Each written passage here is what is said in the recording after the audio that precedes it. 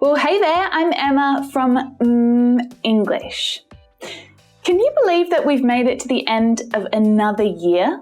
2018 is almost over. Time flies when you're having fun, doesn't it? Well, I hope that you've been having fun here at mmmEnglish and that you've been learning a few new things along the way.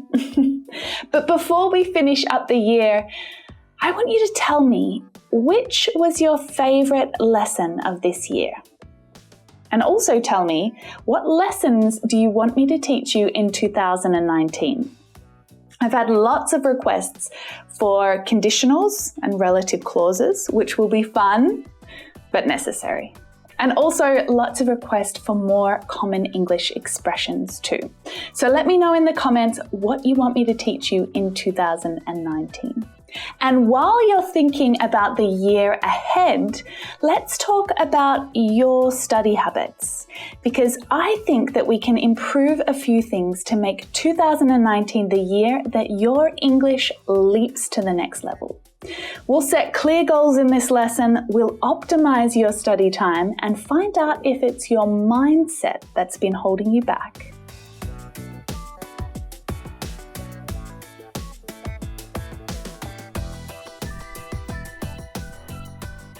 Today, I'm going to share some English learning hacks with you, ones that will help you to make huge progress in the new year. But before we do that, let's spend a few moments looking back at the progress that you've made this year. Try to be kind to yourself here. What's one thing that you've done in English this year that you couldn't do at the same time last year, in 2017? Perhaps you couldn't watch an English movie without subtitles, or maybe you couldn't understand a whole lesson of mine. Perhaps you spent the entire year saving enough money to enroll in a language school, and now you're planning to start at the end of January. Perhaps you've spoken with an English native speaker, and you've never done that before. Maybe you took your IELTS from a 7 to an 8. Just tell me one thing that you're proud of about your English. What progress did you make throughout 2018? It doesn't matter how tiny or insignificant it might seem, write it down now. You could also add something that's been quite difficult for you this year, something that you want to keep working on in 2019. And if it's something that I can help you with, then let me know. Now, my year has been full of ups and downs, highs and lows, and I'm sure that yours has too. But I'm really excited about what's coming. And I hope that you're feeling really positive about the year ahead. Now, make sure you have subscribed to my channel so that you can find out what's changing, what new things we'll be trying in 2019. Just click that red button down there. I've already been having some conversations with my community here on YouTube to talk about what those things are, so come and join us there. Let's kick off the new year with 5 steps that you can take to improve your English and your study habits. The first one is maximize your learning time. What does that even mean? It means make the most of the time that you have. Take advantage of the time available in your week and get the most out of your study time. We all have different amounts of time to spend on learning a language, right? We all have different priorities. So when it comes to studying English, you need to focus on the time that you have available. What do you have available to you? The realistic amount of time that you have. Don't go telling yourself that you're going to do 20 hours of study a week when you have a really demanding job and you've got young children to care for. It just won't happen. What time do you actually have to study English? Whatever that amount is, we need to maximize it. Make the most of that time. So to do this, I highly recommend writing your own study plan. Now that sounds serious, right? Well, it is. If you haven't been making the progress that you wanted to make with your English this year, or maybe you're feeling a little lost about what you should be studying, chances are you're not spending enough time on it, or you're not studying the right things, or you're not doing it in the most effective way. You're not maximizing the time that you have to study. Now, a study plan is going to help you with that. It's going to help you practice the right stuff and make your practice more consistent so it becomes a habit. Make it part of your daily routine. Here's a super quick hint. If you watch through until the end of this lesson, in the bonus section, I'll show you exactly how to create your own personalized study plan.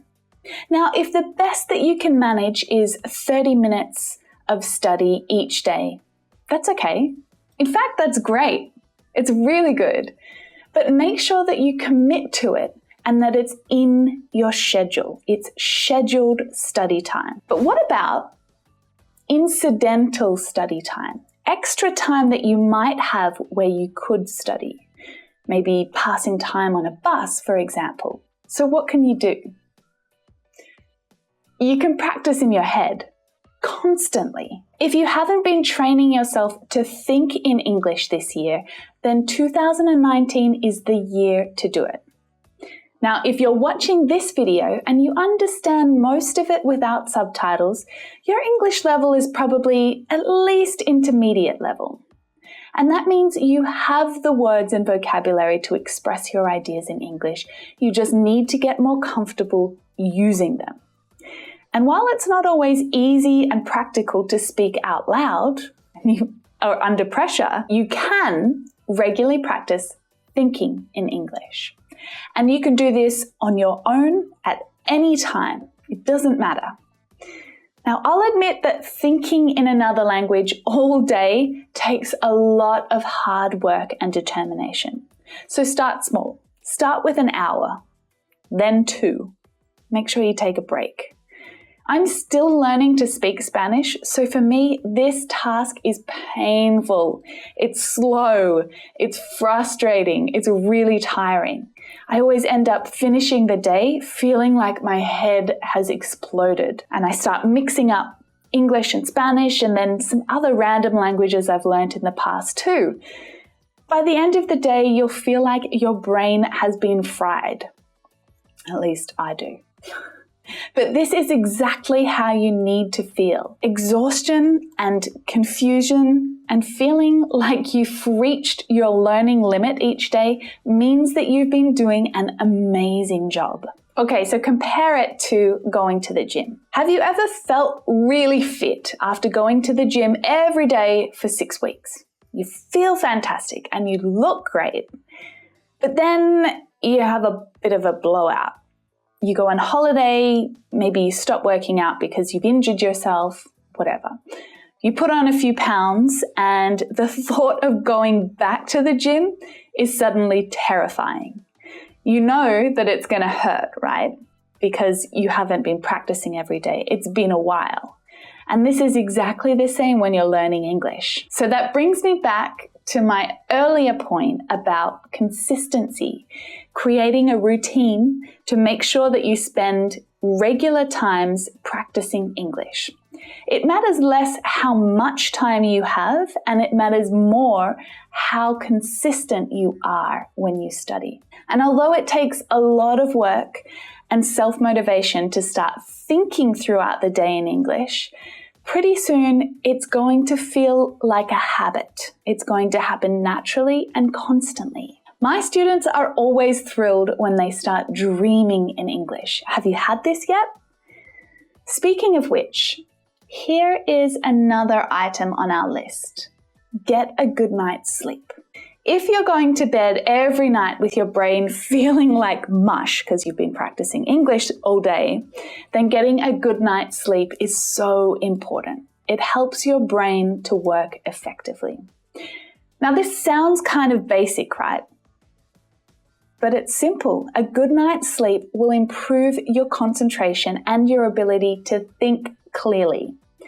In fact, eating a clean, healthy diet is also going to help. If you wake up feeling hungover because you've been out drinking and dancing all night, you're probably not going to be leaping out of bed to practice English, right? New Year's Eve is an exception though. You can take New Year's Day off to celebrate. But can you honestly say that you regularly get a good night's sleep? If you don't get enough sleep, then your brain feels kind of fuzzy, right? You have a hard time thinking about problems and concentrating. Not to mention, you just look like a zombie. Plus, there's another more serious reason why sleep is important. Memory consolidation happens while you're sleeping. Yeah. What does that mean? While we're awake, we acquire memories or we make new memories. We learn things, we see things, we study things. Sometimes we'll forget those things in an instant, and others will become cemented in our mind permanently. Now, it's believed that that process happens while we're sleeping. So memories, the things that we learn, become stabilized or more permanent in our brain so that we can access and use that information in the future sometime. So all the new words and the grammar that you've been learning in English every day, it gets stabilized in your brain while you're sleeping. So if you don't get a good night's sleep, there's a good chance that you won't remember all of the new things that you've learned throughout the day. So my main point here is don't let your hard work and your study go to waste, right? Make it a priority to get a good night's sleep as often as you can. Another thing I want you to focus on in 2019 is asking for help. Now, I get it. It can be awkward, embarrassing, uncomfortable to make a mistake while you're trying to communicate in English, right? It's hard to admit that you need help. I wish that I didn't have to ask for help with Spanish and that I just knew it, but I don't. But you know what? Getting help from someone at the moment that you are in the middle of a conversation having trouble is the perfect time to ask. Most people are happy to help you improve your English. If you're in an English-speaking country and you aren't really sure about something that's on the menu or what something's called in a shop, then ask. Make this part of your plan in 2019. Ask for help. Now, part of the problem and what maybe you feel nervous about is actually knowing the phrases that you need to ask for help. In fact, I made a lesson about asking for help in English right here. But really what you need to do is just learn a handful of phrases like, can I ask you what this word means? Or, can you please tell me the name of that? Practice these questions so that they come out naturally. Most people are going to be happy to help you out. And if they're not, then move along. You don't need that in your life. Put it behind you and keep going. Keep focused on your goal. There are grouchy people all around us, unfortunately. There are grouchy people right here writing comments under my lessons on YouTube. Do I let it stop me from showing up here every week to teach you? Not at all. They're not going to stop me. They ain't getting in my way. Now, after you've learned all of these new words and expressions, the next thing you need to do is use what you've learned. Maximizing your study time, thinking constantly in English, getting a good night's sleep, and asking other people for help. These are all really great ways to improve and advance your English. But most importantly of all is taking what you've learned and actually using it yourself. Passive learning, memorizing, all of these things can be great ways to learn new vocabulary. You can do this by reading books and watching movies. Thinking in English is a great way to practice fluency on your own. But memorizing and thinking for yourself can only take you so far. What we really, really want to do in 2019 is find a way to help you practice and make that practice part of your routine. If you're not living in an English-speaking country and you don't have many people around you that you can practice with, don't worry. There are still so many different ways that you can practice using your English on a daily basis. So you can look for an online community where non-native speakers practice with each other. Remember what I said in an earlier lesson, this one, about finding the right group and the right speaking partner and how important that is. I've also mentioned the Ladies Project before, which is an online membership community for women, which I run to help women develop their English speaking skills together. And there are so many groups like this online. Most cities have weekly meetups, maybe at the local cafe, where people meet to practice their English skills. Even if you're in a non-English speaking country, there are still others around you who are trying to learn English. So finding them just takes a quick Google search. You might want to hire a tutor, either online or in person, to practice your speaking skills and pronunciation with. One of my favorites that's so easy to do is to write a journal. Keep track of everything that you did during your day in English. So practice writing sentences using the new words that you've come across throughout the day. You'll see so much progress in your language if you practice regularly, habitually. Make it a priority. Now, I know that out of all of these steps that I've shared today, this one is probably the most challenging. It requires the most thought and energy. It might be difficult to imagine how this will happen, but don't let it stop you. This is what a new year is all about, right? Setting new goals for yourself, pushing yourself a little further outside of your comfort zone. I've got a feeling that 2019 is going to be an excellent year for us, and I hope that I can be here with you throughout the next 12 months, teaching new lessons and sharing new pronunciation tips with you. If you're looking to make progress with your English and maximize your study time this year, then these areas that I mentioned during this lesson are a great place to start. And if you have any other tips and tricks of your own that you'd like to share with everyone watching, then please add them in the comments below. If you're keen to get some new ideas about how to take your English to the next level, then make sure you check out that lesson right there. And if you stick around now for a few more minutes, I'll share my tips to help you create a killer study plan to improve your English in 2019. Let's do it.